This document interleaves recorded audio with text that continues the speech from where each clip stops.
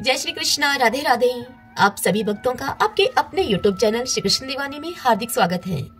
आज हम सुनेंगे बृहस्पतिवार व्रत की संपूर्ण कथा। बृहस्पतिवार के दिन इस व्रत में बृहस्पतिश्वर महादेव जी की पूजा होती है। इस व्रत में एक ही समय भोजन करने का विधान है। इस दिन सुबह जल्दी उठकर स्नान आदि से निवृत्त होकर पीले वस्त्रों को धारण करें। केले की जड़ में भगवान विष्णु का इस दिन पूजन करें। इस दिन पूजा में पीले पुष्पों का प्रयोग करें। पीले पुष्प स्वयं भी धारण करें। इस दिन केले की जड़ में पीले रंग का फूल, चने की दाल, गुड़, पीला चंदन, इन वस्तुओं से केले का पूजन करें। पूजन करने के पश्चात बृहस्पति भगवान की कथा सुननी चाहिए। ऐसा करने से बृहस्पति देव प्रसन्न होते हैं और धन तथा विद्या का लाभ होता है। आइए अब हम बृहस्पति भगवान की कथा का श्रवण करते हैं। सभी बोलिए विष्णु भगवान की जय, बृहस्पति देव भगवान की जय। एक समय देवराज इंद्र संपूर्ण लोकपालों तथा ऋषियों से घिरे हुए अपनी सुधर्मा सभा में बैठे थे। वहाँ सिद्ध और विद्याधरगण उनके विजय के गीत गा रहे थे। इसी समय परम बुद्धिमान देवेंद्र गुरु महाभाग बृहस्पति जी अपने शिष्यों के साथ उस देव सभा में पधारे। उन्हें वहाँ उपस्थित देखकर देवताओं ने सहसा उनके चरणों में अपना मस्तक झुकाया। देवराज इंद्र ने भी यह देखा। गुरुदेव वाचस्पति वहाँ आगे खड़े हैं उनके, किंतु इंद्र की बुद्धि राजमत से दूषित हो रही थी। इसीलिए उन्होंने गुरु के प्रति न तो कोई आदरयुक्त वचन कहा और न ही उनको बैठने के लिए आसन ही दिया और न चले जाने को ही कहा। खोटी बुद्धि वाले इंद्र को राज्य के मत से उन्मत्त जानकर देवताओं के आचार्य बृहस्पति जी यह देखकर कुपित होकर वहां से अंतर्ध्यान हो गए। उनके चले जाने पर देवताओं के मन में बड़ा खेद हुआ। यक्ष, नाग, गंधर्व तथा ऋषिगण भी अब उदास हो गए। नृत्य और गीत समाप्त होने पर जब इंद्र सचेत हुए तब उन्होंने तुरंत देवताओं से पूछा कि महातपस्वी गुरुदेव जी कहाँ चले गए। तब नारद जी ने देवराज इंद्र से कहा कि हे बलसुधन, निसंदेह आपके द्वारा गुरु की अवहेलना हुई है। गुरु का अनादर करने से राज्य हाथ से चला जाता है। इसलिए आप सब प्रकार से प्रयत्न करके गुरु से अपने अपराध के लिए क्षमा प्रार्थना कीजिए। महात्मा नारद जी की इस बात को सुनकर देवराज इंद्र सहसा सिंहासन से उठकर खड़े हो गए और उन सभी सभासदों को साथ में लेकर बड़ी उतावली के साथ गुरु के निवास स्थान पर भी गए। इस समय इंद्र अपने कर्तव्य के प्रति सजग हो चुके थे। वहाँ गुरु पत्नी तारा को देखकर उन्होंने उनको प्रणाम किया और उनसे पूछा कि देवी, महातपस्वी गुरुजी कहाँ गए हैं। तब तारा ने इंद्र की ओर देखकर इंद्र को उत्तर दिया कि मैं नहीं जानती। तब इंद्रदेव चिंता मगन होकर अपने घर को वापस लौट आए। इसी समय स्वर्ग में अनेक अद्भुत अनिष्ट सूचक अपशगुन होने लगे, जो कि संपूर्ण स्वर्गवासियों को तथा दुरात्मा इंद्र को भी दुख की प्राप्ति की सूचना देने वाले थे। इंद्र की वह करतूत पाताल निवासी राजा बलि ने भी सुनी। अब क्या था, अब तो वे दैत्यों की बहुत बड़ी सेना लेकर पाताल से अमरावतीपुरी पर चढ़ गए।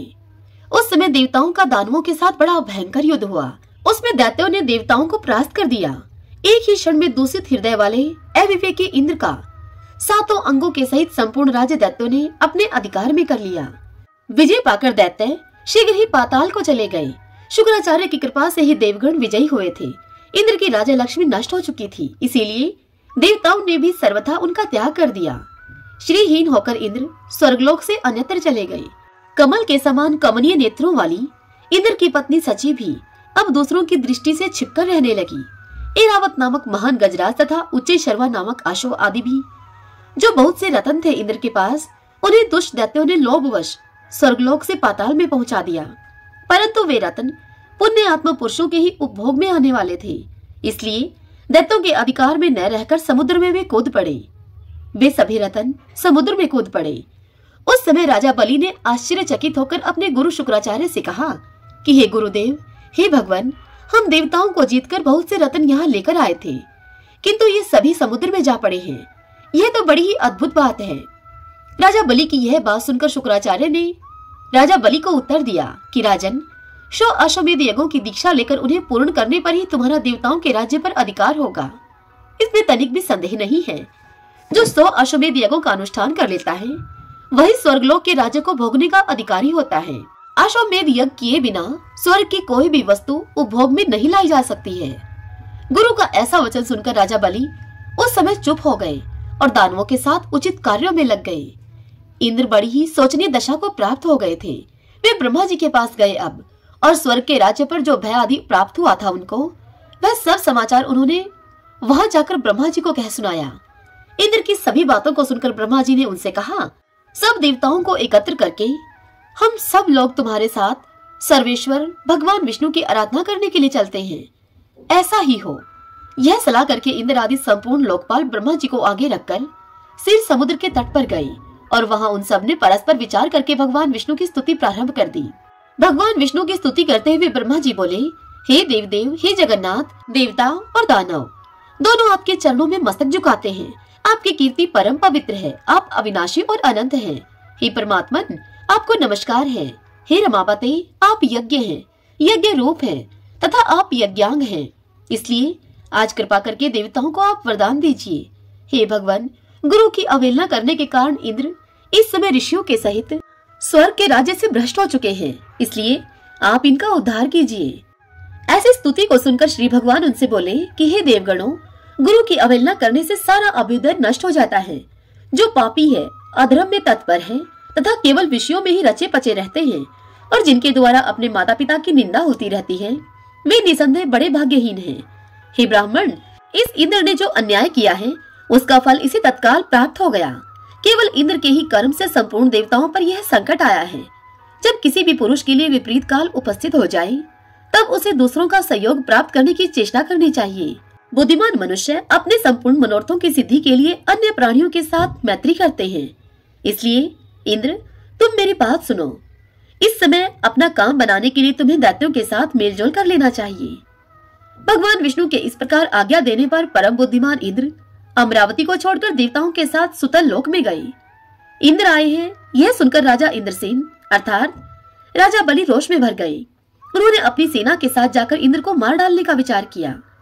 उस समय देवऋषि नारद ने बलवानों में श्रेष्ठ राजा बलि और दैत्यों को नीच ऊंच समझाकर उन्हें इंद्र के वध से रोक दिया। देवऋषि के ही कहने से राजा बलि ने इंद्र के प्रति अपना रोष त्याग दिया। इतने में ही इंद्र भी अपनी सेना के साथ वहां पर आ पहुंचे। राजा बलि ने देखा कि लोकपालों से घिरे हुए इंद्र श्रीहीन हो गए हैं। अब उनमें प्रभुता का मद नहीं रह गया, उनका तेज चला गया है और वे ईर्ष्या तथा अहंकार से भी रहित हो गए हैं। उन्हें इस अवस्था में देखकर राजा बलि के मन में बड़ी दया आई। वे बड़ी उतावली के साथ हंसते हुए से बोले देवराज इंद्र से कि देवराज इंद्र, आप इस सुतल लोक में कैसे पधारे? यहाँ आने का आप अपना कारण बताइए। बलि की यह बात सुनकर इंद्र मुस्कुराते हुए बोले कि भैया, हम सब देवता क्रोध के अधीन हो रहे हैं। आप सब लोगों की भी यही दशा है। जैसे हम हैं वैसे ही आप लोग भी हैं, अतः हमारा यह कलह निरर्थक है। भाग्यवश आपने मेरा संपूर्ण राज्य एक क्षण में ही ले लिया और बहुत से रतन भी स्वर्ग से आप यहाँ पर उठा लाए, परंतु वे सभी रतन तत्काल ही जहाँ के थे वापस वहीं चले गए। अतः विद्वान पुरुष को एक दूसरे से मिलकर कर्तव्य के विषय में विचार करना चाहिए। विचार करने से ज्ञान होता है और ज्ञान होने से संकट से छुटकारा अवश्य मिल जाएगा। इस समय तो मैं संपूर्ण देवताओं के साथ आपके समीप त्राण पाने के लिए आया हूँ। जब इंद्र की सारी बात समाप्त हो गई तब देवऋषि नारद जी ने राजा बलि को समझाते हुए राजा बलि से कहा, हे दैत्यराज, शरण में आए हुए प्राणी की रक्षा करना महापुरुषों का धर्म है। जो लोग ब्राह्मण, रोगी, वृद्ध और शरणागत की रक्षा नहीं करते वे ब्रह्म हत्यारे हैं। इंद्र इस समय शरणागत शब्द से अपना परिचय देते हुए तुम्हारे समीप आए हैं, अतः इनका भली भांति रक्षण और पोषण करना तुम्हारा परम कर्तव्य है। इसमें तनिक भी संदेह की बात नहीं है।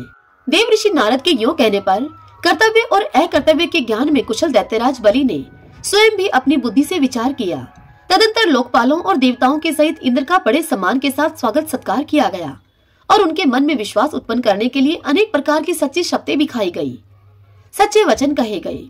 इंद्र ने भी राजा बलि को विश्वास दिलाने वाली शपथ खाई। देवराज इंद्र स्वार्थ साधन में तत्पर रहते हैं और अर्थशास्त्र में ही उनकी विशेष प्रवृत्ति है। उन्होंने शपथ खाकर राजा बलि के साथ सुतल लोक में ही निवास किया। वहां रहते हुए उन्हें अनेक वर्ष व्यतीत हो गए। एक दिन बलि की सभा में बैठे हुए नीति निपुण देवराज इंद्र ने बलि को संबोधित करके हंसते हुए उनसे कहा कि हे वीरवर, हमारे हाथी घोड़े आदि नाना प्रकार के बहुत से रतन जो इस समय तुम्हें प्राप्त होने के योग्य हैं, तत्काल ही समुद्र में जा गिर पड़े हैं। अतः हम लोगों को समुद्र से उन रत्नों का उद्धार करने के लिए बहुत शीघ्र प्रयत्न करना चाहिए। तुम्हारे कार्य की सिद्धि के लिए समुद्र का मंथन करना उचित है। इंद्र के इस प्रकार प्रेरणा देने पर बलि ने शीघ्रता पूर्वक इंद्र से पूछा, यह समुद्र मंथन किस उपाय से संभव होगा? इसी समय मेघ के समान गंभीर स्वर में आकाशवाणी हुई, देवताओं और दैत्यों, तुम क्षीर समुद्र का मंथन करो। इस कार्य में तुम्हारे बल की वृद्धि होगी, इसमें तनिक भी संदेह नहीं है। मंदराचल को मथानी और वासुकी नाग को तुम रस्सी बनाओ, फिर देवता और दैत्य मिलकर समुद्र का मंथन आरंभ करो। यह आकाशवाणी सुनकर सहस्त्रों दैत्य और देवता समुद्र मंथन के लिए उद्यत होकर स्वर्ण के सदृश कांतिमान मंदराचल पर्वत के समीप गए। वह पर्वत सीधा, गोलाकार, बहुत मोटा और अत्यंत प्रकाशमान था। अनेक प्रकार के रत्न उस पर्वत की शोभा को बढ़ा रहे थे। चंदन, पारिजात, नाग केसर, जायफल और चंपा आदि भांति भांति के वृक्षों से वह भरा हुआ दिखाई देता था।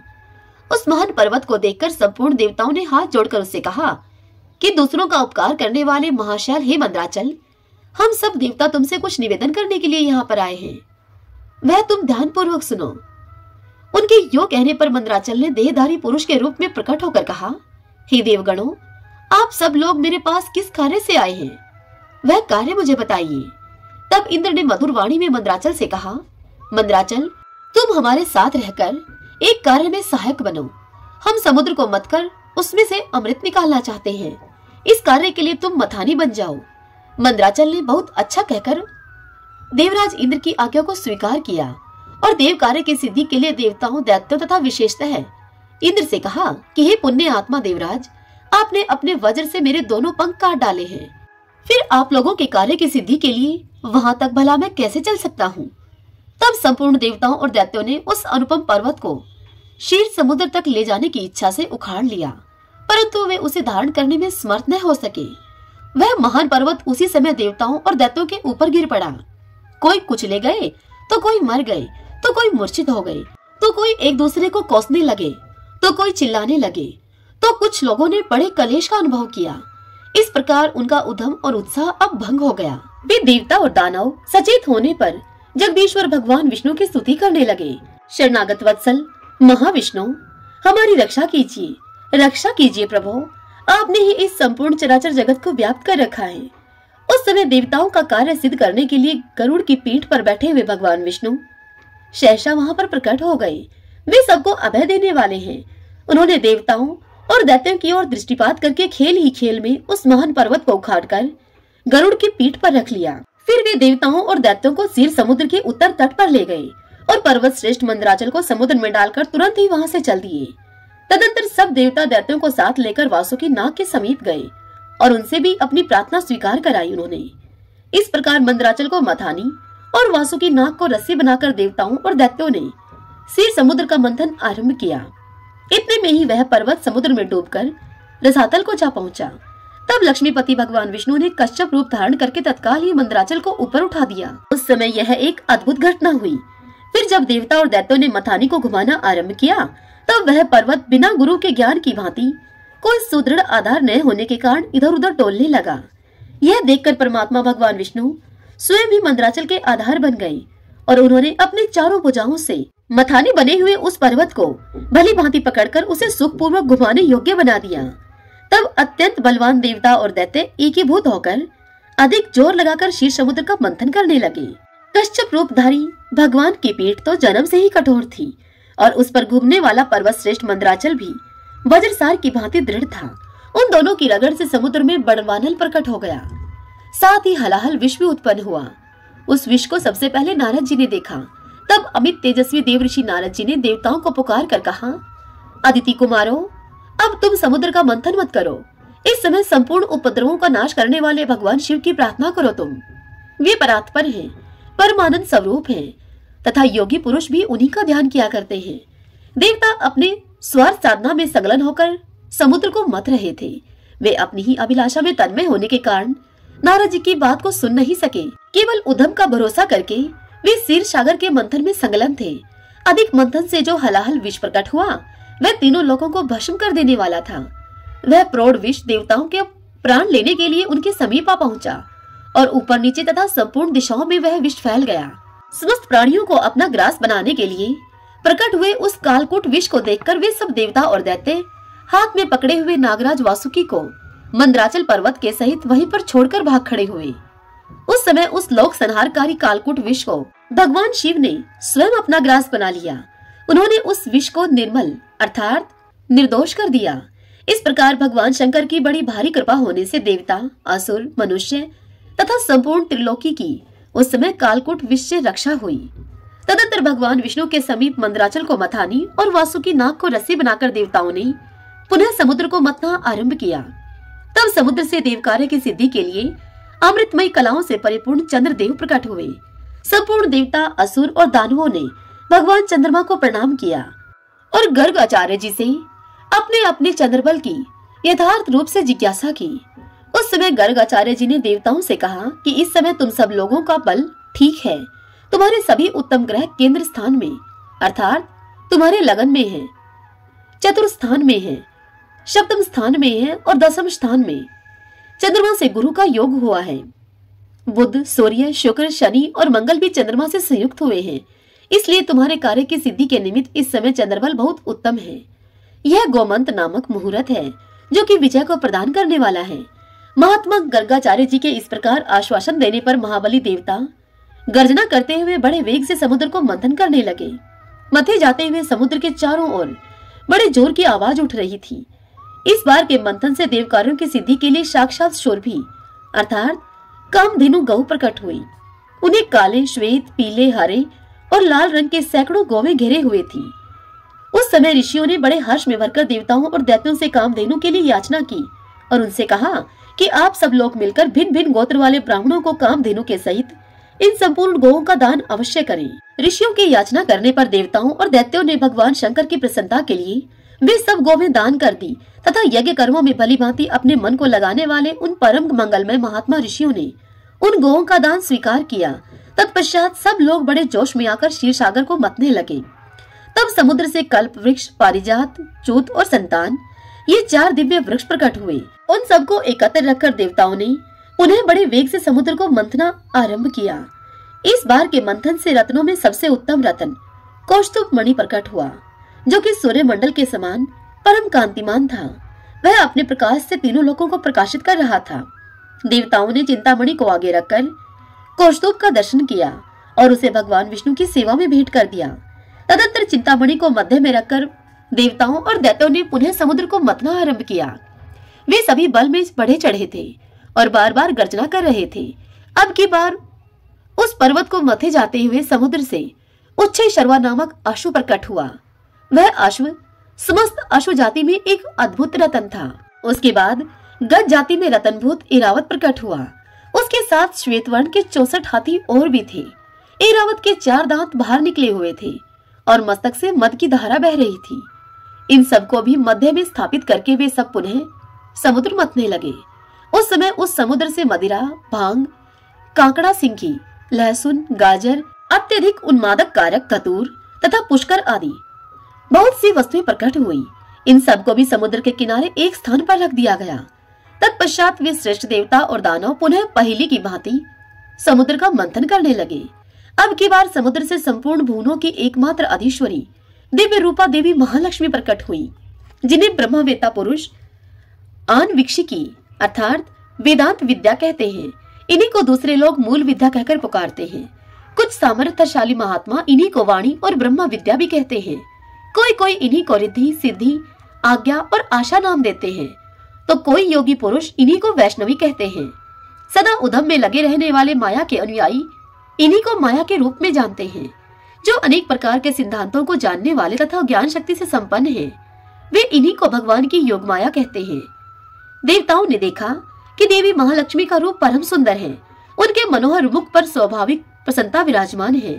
हार और नुपुरों से उनके श्रीअंगों की बड़ी शोभा हो रही है। उनके मस्तक पर छत्र तना हुआ है। दोनों ओर से चंवर डुल रहे हैं। जैसे माता अपने पुत्रों की ओर स्नेह और दुलार भरी दृष्टि से देखती है, ठीक उसी प्रकार सती महालक्ष्मी ने देवता, दानव, सिद्ध, चारण और नाग आदि संपूर्ण प्राणियों की ओर दृष्टिपात किया। माता महालक्ष्मी की कृपा दृष्टि पाकर संपूर्ण देवता उसी समय श्री संपन्न हो गए। वे तत्काल राज्य अधिकारी के शुभ लक्षणों से संपन्न दिखाई देने लगे। तदंतर देवी लक्ष्मी ने भगवान मुकुंद की ओर देखा। उनके श्रीअंग तमाल के समान श्याम वर्ण के थे। कपोल और नासिका बड़ी सुंदर थी। वे परम मनोहर दिव्य शरीर से प्रकाशित हो रहे थे। उनके वक्षस्थल में श्रीवत्स का चिन्ह सुशोभित था। भगवान के एक हाथ में कमौद की गदा शोभा पा रही थी। भगवान नारायण की उस दिव्य शोभा को देखते ही लक्ष्मी जी आश्चर्यचकित हो उठी और अपने हाथ में वनमाला लेकर सहसा हाथी से उतर पड़ी। वह माला श्री जी ने अपने ही हाथों से बनाई हुई थी। उसके ऊपर भ्रमर मंडरा रहे थे। देवी ने वह सुंदर वनमाला परम पुरुष भगवान विष्णु के कंठ में पहना दी और स्वयं उनके वाम भाग में जाकर खड़ी हो गई। उन शोभाशाली दंपति का वहां दर्शन करके संपूर्ण देवता, दैत्य, सिद्ध, अप्सराएं, किन्नर तथा चारणगण परम आनंद को प्राप्त हुए। को लेकर हुए उस देव असुर संग्राम में इंद्र ने भी दैत्यों का बड़ा भयंकर संहार किया। उनका वह कृत्य बड़ा अद्भुत था। उस समय अर्थशास्त्र का आश्रय लेकर सचिपति इंद्र दुर्जय दैत्यों के लिए काल रूप हो रहे थे। जब इस प्रकार असुर मारे जा रहे थे, उस समय इंद्र को रोकने के लिए भगवान नारद जी वहां पर पधारे और वह नारद जी इस प्रकार यूं बोले, असुरों के मंडल में जो वीर योद्धा मारे गए हैं, उनके बाद अब तुम भयभीत सैनिकों की हत्या क्यों कर रहे हो? जो भयभीत होकर शरण में आ जाते हैं, ऐसे सैनिकों की जो लोग विजय मद से उन्मत्त होकर हत्या करते हैं, उन्हें महापात की और ब्रह्म हत्यारा समझना चाहिए। इसीलिए तुम्हें मन से भी किसी भयभीत प्राणी की हिंसा नहीं करनी चाहिए। महात्मा नारद जी के इस प्रकार यों कहने पर इंद्र देवसेना के सहित तत्काल ही स्वर्ग में चले आए। उस समय सब देवता परस्पर अधिक हर्ष प्रकट करने लगे। यक्ष, गंधर्व और किन्नरगण भी बड़े आनंदित हुए। श्रेष्ठ देव ऋषियों और ब्रह्म ऋषियों ने अमरावती के सिंहासन पर सची के सहित इंद्र का अभिषेक किया। इंद्र भगवान शंकर के प्रसाद से विजयी हुए थे। उस समय देवलोक में बड़ा भारी उत्सव मनाया गया। शंख, पटह, मृदंग, ढोल, आनक, भेरी और दुदुम्बी आदि बाजे बजने लगे। देवताओं के द्वारा मारे गए दैत्य अब पृथ्वी पर पड़े थे। महात्मा राजा बलि आदि भी प्राण त्याग चुके थे। उस समय भृगुवंशी शुक्राचार्य जी तपस्या करने के लिए अपने शिष्यों के साथ मानसोतर पर्वत पर गए थे। इसीलिए वे युद्ध में उपस्थित न हो सके थे। उस युद्ध में जो दैत्य जीवित बच गए थे, दैत्य अब शुक्राचार्य जी के पास चले गए। उन्होंने वह सारा वृतांत जो असुरों के संहार का कारण हुआ था विस्तार पूर्वक शुक्राचार्य गुरु को कह सुनाया। वह सारा समाचार सुनकर भृगुनंदन शुक्राचार्य को खेद और बड़ा ही क्रोध भी हुआ। वे शिष्यों के साथ युद्ध स्थल में आए और अपनी मृत संजीवनी विद्या के प्रभाव से उन्होंने मरे हुए असुरों को भी जीवित कर दिया। शुक्राचार्य की प्रेरणा से बलि आदि सब दैत्य पाताल में लौट आए और वहाँ सुख पूर्वक रहने लगे। इतनी कथा सुनकर ऋषियों ने लोमहर्षण जी से पूछा, हे लोमश जी, देवराज इंद्र ने गुरु के बिना ही कैसे राज्य प्राप्त किया? क्योंकि गुरु की अवहेलना से ही उन्हें अपना राज्य छोड़कर जाना पड़ा था। किसकी प्रेरणा से इंद्र चिरकाल तक राजा सिंहासन पर बैठे रहे?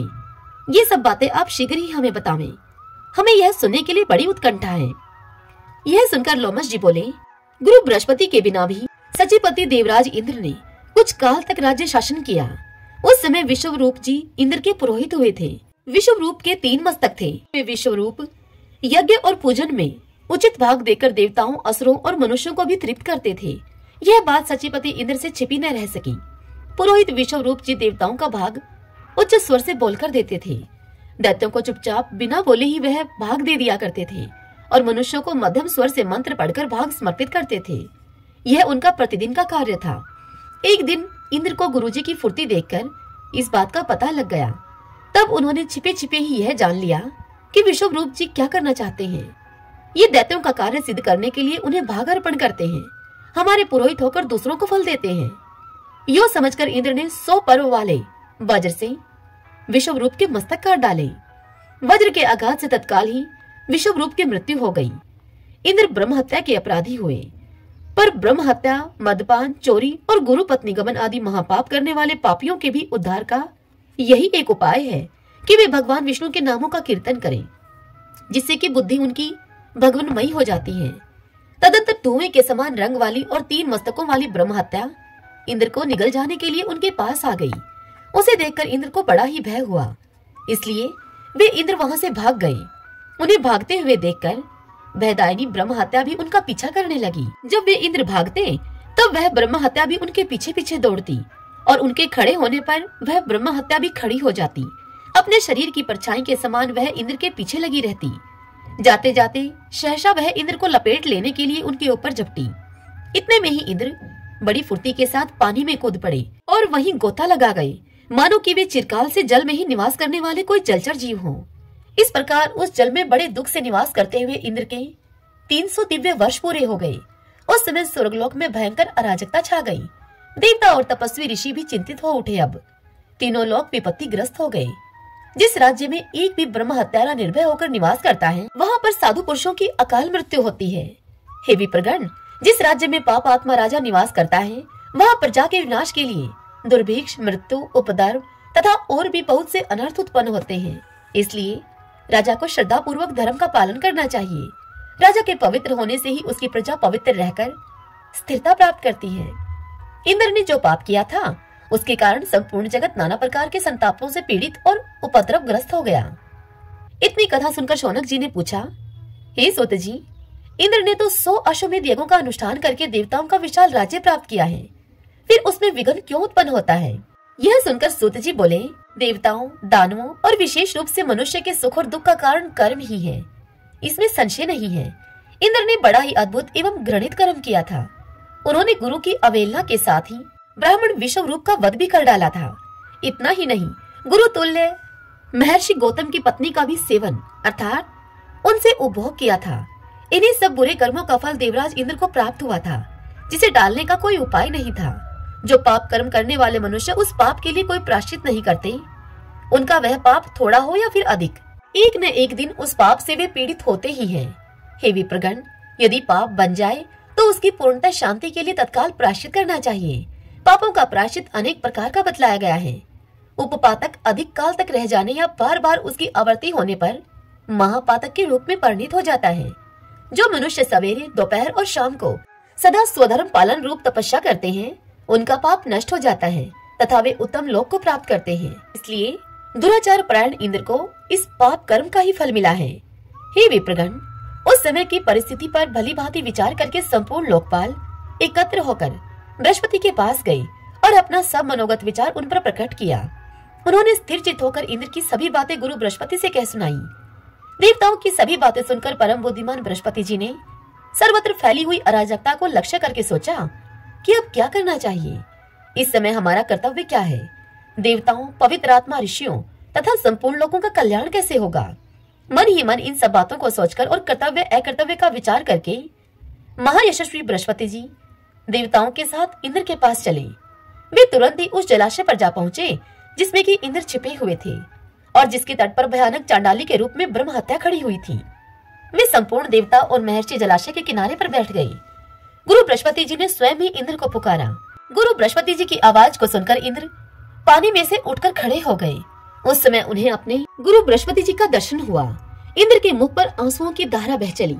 उन्होंने सामने खड़े हुए बृहस्पति जी को तथा वहां पर आए हुए संपूर्ण तपस्वी मुनियों को शीघ्रता पूर्वक प्रणाम किया। फिर दीन वदन होकर अपने ही किए हुए अज्ञान सूचक महान कुकर्मों पर मन ही मन भली भांति विचार करके वे बोले, हे प्रभु, इस समय मेरे द्वारा पालन करने योग्य कौन सा कर्तव्य है, वह मुझे बताइए। उदार बुद्धि वाले भगवान बृहस्पति जी ने हंसकर देवराज इंद्र को उत्तर दिया, हे इंद्र, पहले तुमने जो कुछ किया था उसी कर्म का यह फल आज तुम्हें मिल रहा है। केवल भोग से ही इसका क्षय होगा। धर्म शास्त्रकारों ने ब्रह्म हत्या के लिए कोई प्रायश्चित नहीं देखा है। उनकी दृष्टि में ब्रह्म हत्या दूर करने के लिए कोई प्रायश्चित है ही नहीं। अनजाने में जो पाप हो जाता है उसी के निवारण का उपाय धर्म शास्त्रज्ञ विद्वानों ने बताया है। जो पाप स्वेच्छा पूर्वक जानबूझकर किया जाता है उसके प्रतिकार का कोई उपाय नहीं है। इच्छा पूर्वक जानबूझकर किया गया पाप अनिच्छा या अज्ञान पूर्वक किए हुए पाप की श्रेणी में नहीं आ सकता।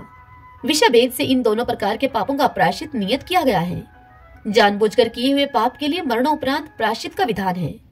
अज्ञान जनित पाप के लिए विशेष प्रायश्चित बताया गया है। तुमने जो पाप किया है वह अनजाने में नहीं हुआ है। वह पाप तुम्हारे द्वारा स्वयं जानबूझकर विद्वान पुरोहित ब्राह्मण का वध किया गया है। इसलिए उसके निवारण का कोई उपाय नहीं है।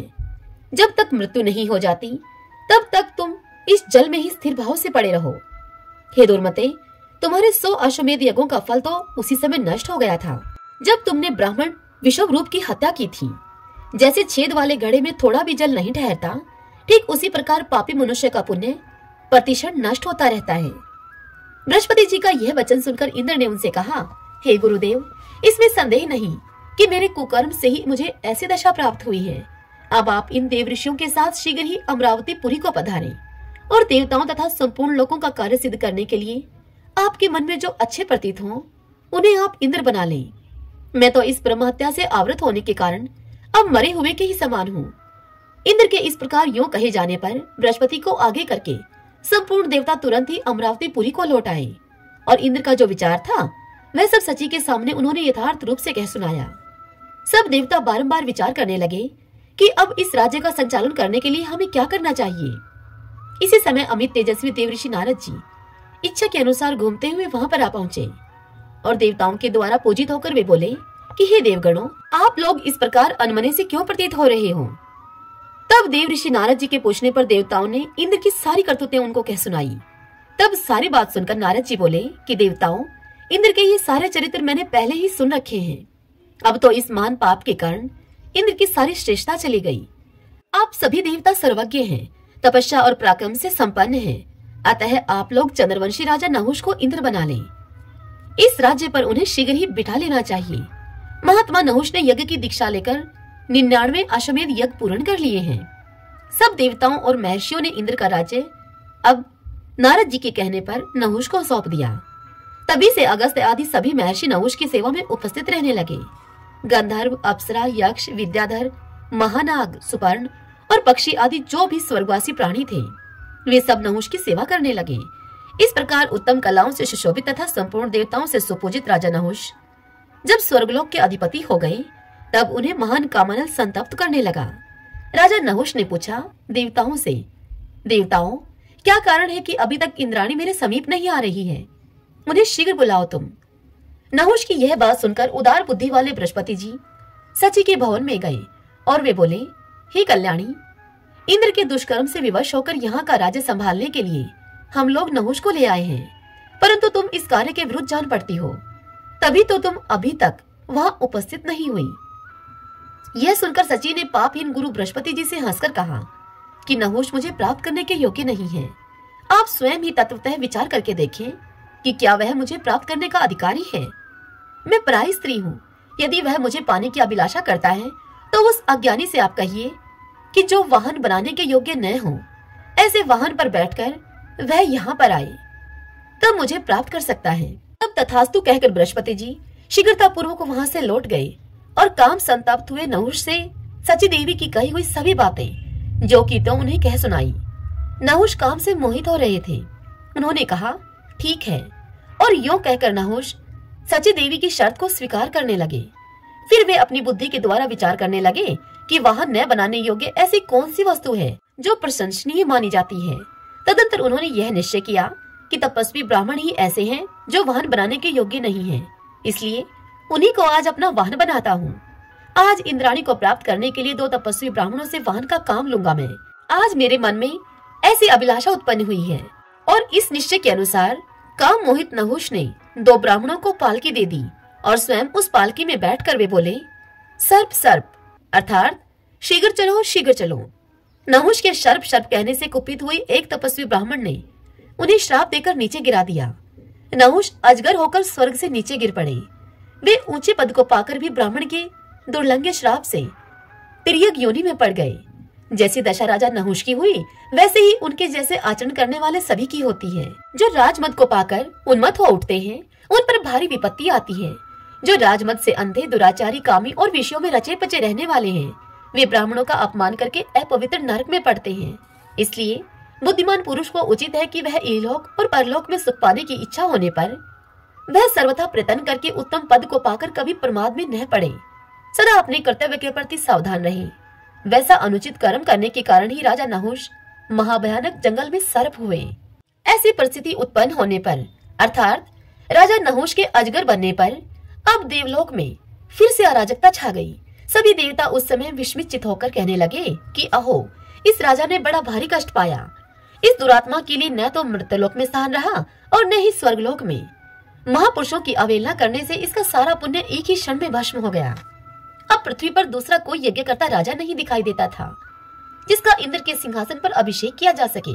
इसलिए सभी देवता, ऋषि, नाग, गंधर्व, यक्ष, पक्षी, किन्नर, चारण, विद्याधर, असुरगण, अप्सराएं तथा मनुष्य चिंतित हो गए।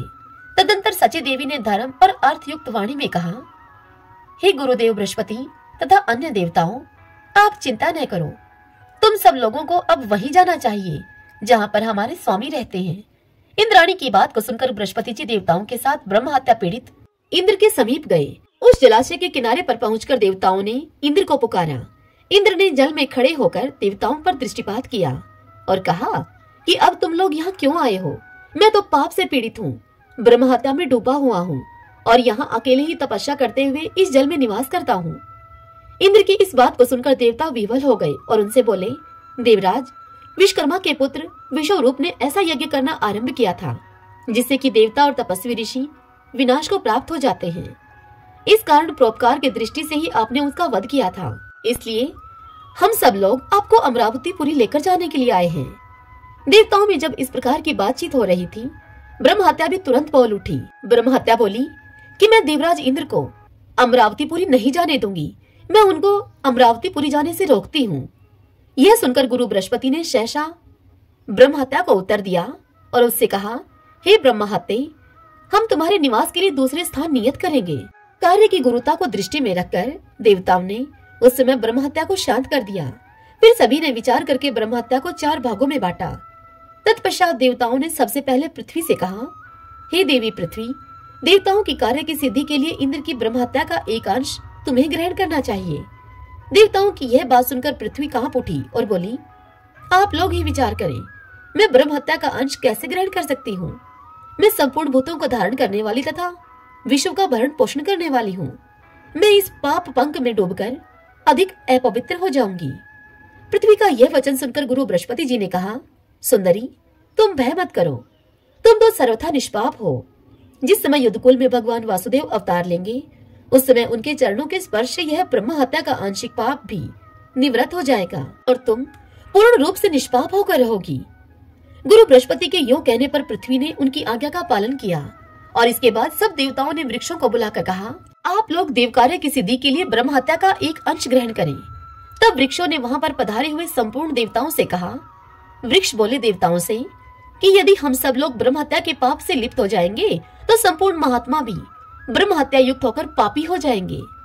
यह सुनकर गुरु बृहस्पति जी ने वृक्षों से कहा कि तुम लोग चिंता न करो, इंद्र के प्रसाद से तुम लोग काटे जाने पर भी अनेक अंशों में विभक्त होकर शाखा और डालियों से संपन्न हो जाओगे और इस प्रकार सदा ही तुम शुद्ध बने रहोगे। गुरु बृहस्पति के इस प्रकार आश्वासन देने पर सब वृक्षों ने उस आंशिक ब्रह्म हत्या को आपस में बांट लिया। तदंतर देवताओं ने जलों को बुलाकर कहा, तुम लोग भी देव कार्य की सिद्धि के लिए इस समय ब्रह्म हत्या का एक अंश स्वीकार करो। अब सब जल एकत्र होकर बृहस्पति जी से बोले। जल कहने लगे बृहस्पति जी से, जो कोई भी पाप या दुष्कर्म है वे हमारे संपर्क और संबंध से दूर होते हैं। हमारे द्वारा स्नान, शौच एवं हमारा पान आदि करने से संपूर्ण पापाक्रांत प्राणी पवित्र हो जाते हैं। ब्रह्म हत्या से अभिभूत होने पर हमारी यह शक्ति नष्ट हो जाएगी। समस्त जलों की यह बात सुनकर गुरु बृहस्पति ने उनको उत्तर दिया कि तुम दुस्तर पाप से भय न करो। मैं तुम्हें वरदान देता हूँ कि चराचर जगत में निवास करने वाले संपूर्ण प्राणियों को जल पवित्र करे। और उनके यों कहने पर जल ने ब्रह्म हत्या का तीसरा अंश ग्रहण कर लिया। इसके बाद बृहस्पति जी ने स्त्रियों को बुलाकर कहा, गुरु बृहस्पति जी स्त्रियों से बोले कि तुम लोग भी इस समय सब कार्यों की सिद्धि के लिए ब्रह्म हत्या का शेष अंश ग्रहण करो। देव गुरु बृहस्पति का यह वचन सुनकर सभी स्त्रियां उनसे कहने लगी कि भगवान, संपूर्ण स्त्रियां धर्म, अर्थ और काम की सिद्धि के लिए उत्पन्न हुई हैं। यदि नारी पापाचार करे तो उस पाप से अनेक पक्ष अर्थात पिता, नाना और पति के कुल लिप्त होते हैं। ऐसी वेदों की आज्ञा है। क्या आपने ऐसी कोई बात नहीं सुनी है? फिर स्वयं विचार कर लें, हमारा क्या कर्तव्य है।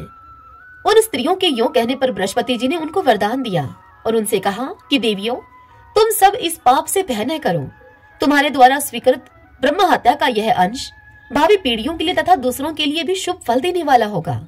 तुम सबको इच्छा के अनुसार काम सुख प्राप्त होगा। इस प्रकार देवताओं ने ब्रह्म हत्या के 4 भाग किए और वे अंश तत्काल ही पूर्वोक्त समुदायों में स्थित हो गए। उस समय इंद्र का पाप सर्वथा नष्ट हो गया। अतः देवताओं और ऋषियों ने देवपुरी में सची के सहित इंद्र का पुनः अभिषेक किया। महात्मा इंद्र संपूर्ण देवताओं, महानुभावों, मुनीश्वरों तथा सिद्ध गणों के साथ पुनः लोकपाल पद पर प्रतिष्ठित हो गए। उस समय इंद्रलोक के संपूर्ण निवासियों के मन में महान उत्साह और अपार आनंद छा गया। जो मनुष्य इस कथा को पढ़ता है अथवा सुनता है, उसके सभी पाप बृहस्पति जी महाराज की कृपा से नष्ट हो जाते हैं। सभी बोलिए बृहस्पति देव भगवान की जय, विष्णु भगवान की जय। ओम नमो भगवते वासुदेवाय।